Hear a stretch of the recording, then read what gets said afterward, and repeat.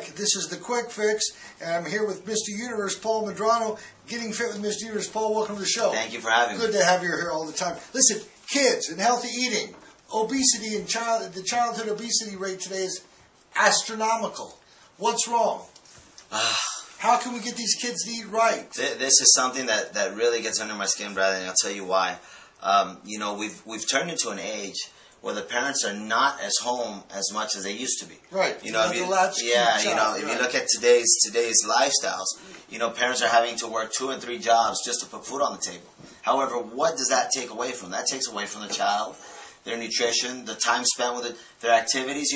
I remember growing up as a kid, my dad used to go play ball with me at the park. Right. That doesn't even happen nowadays. You're lucky if you have a kid in a program, an after-school program. Right. Kids are becoming less and less active, not to mention the video games. I mean, there used to be all these We parks. used to go out in the front yard and play ball. Play ball. Now, the video games, that's the worst thing. The absolute worst thing a parent, could give a child. They want to go play, take them somewhere. Take them to an amusement park. Let them go play with you. But don't leave it for them at home because you're going to create a monster. Adult onset diabetes today runs in kids that are as young as 6 years old. It's sad. This is sad. How can we, let's say all of a sudden a parent of an obese child says, okay, we're going to do this differently. What is the first step they can take to changing making a different diet, a lifestyle for the child, and getting around, no, I'm not going to eat that, or this is what they got to do. They got to get back to the basics. Number 1, no more fast food. Fast food is horrible. You got trans fats, you got all these preservatives, these additives, and guess what? It's, again, an easy solution for a parent who's been working all day long. They give a kid $5, go get dinner, Are you seriously doing that to your kid? You're just setting your kid up for destruction. Not only that, are they overweight, but how is their mental clarity? How are they thinking? How are they feeling about themselves? You have a lot of kids today not believing in themselves, getting into trouble at an early age. Why? Because they don't feel good, they don't look good. Apparently the way we walk is the way we stand, the way we carry ourselves. But the first thing the parents need to do is stop the fast food. I mean, when's enough enough? When I was growing up, we were privileged. We had to bring home straight A's to be able to have one meal at McDonald's. Wow. That made us we looked forward every 6 weeks to getting that But we can't reward the child with the sugar or something that's bad for them. No. That means we did good, so now we get to go indulge in something. The first step I would say, number 1, clean out the pantry. A lot of times parents have donuts, they have candy, they have all this junk in the house. I mean, you know what? Have good healthy foods at home that you'll eat, because guess what? If the food's at home, you'll eat it. But if the junk's at home, you'll eat it too. And guess what? On the weekends, if you want to reward your kid for good work or whatever, then you take them out to have an ice cream, then you take them out to have McDonald's. But at home, back to the basics. Good healthy eating, breakfast, lunch, and dinner. All your food groups intact. And guess what? If you work a lot, then prepare. Prepare. It's all about preparation. If you're not prepared, if you're just winging every day, then guess what? You can expect those results as well. My thought is, if we give a child the money to buy lunch, it's generally going to not be good food. Right? It's not going to be good food. Don't fool yourself. So does it make a lunch for them? Make a lunch. Make a lunch. I mean, don't fool yourself. These kids are not going to go buy a healthy meal. They're not going to go. What's a great snack for kids? Lunchables.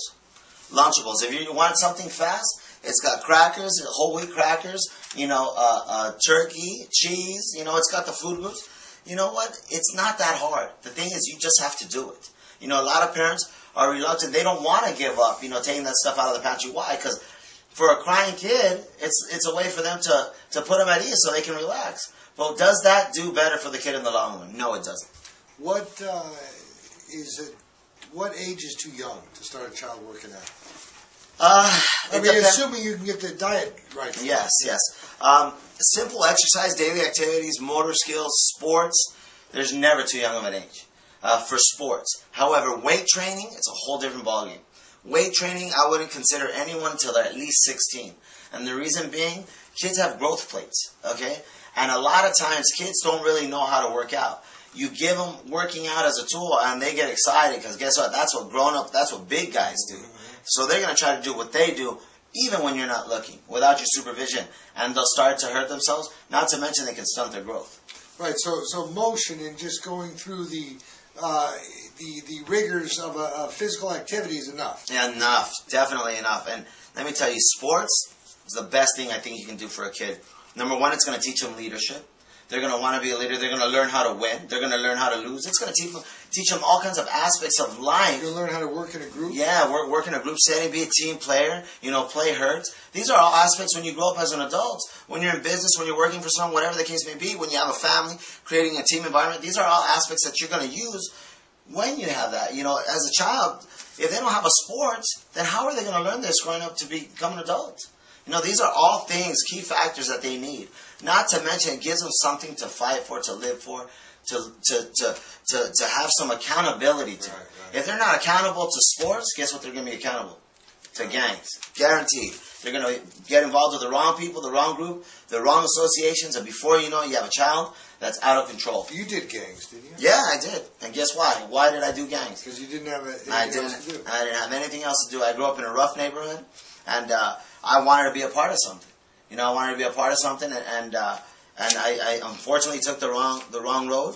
But after being in it for so long, I had wonderful parents, and realizing, what I was doing was wrong. I lost a couple of very close friends, and I turned my life around. And it's a decision. It's what you have to make. Instead of being involved, because I was a very competitive person in gangs and outside in sports. So instead of being that way in gangs, I turned it around. And I was the same way in sports. And I found better gratification. Right. Being liked, being wanted. Because every kid wants to be wanted. They want to be liked. They want that admiration, that love. So being in the sport will help them achieve that. And if it doesn't achieve that, if they don't, some kids don't have that sort of sports mentality. But they'll get a little bit something out of it. Right. Whatever they can. Maybe it's communicating with others. Right. Maybe it's looking forward to something. Maybe it's just simply having something you have to report to every day.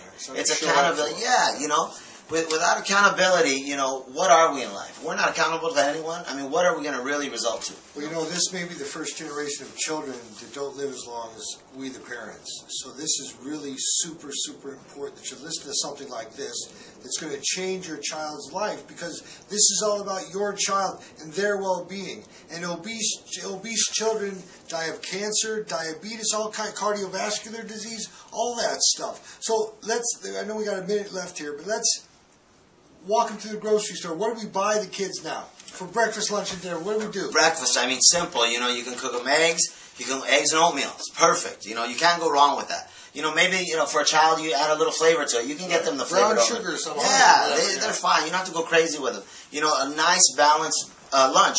Maybe a turkey sandwich, lettuce, tomato, some sliced wheat toast on there.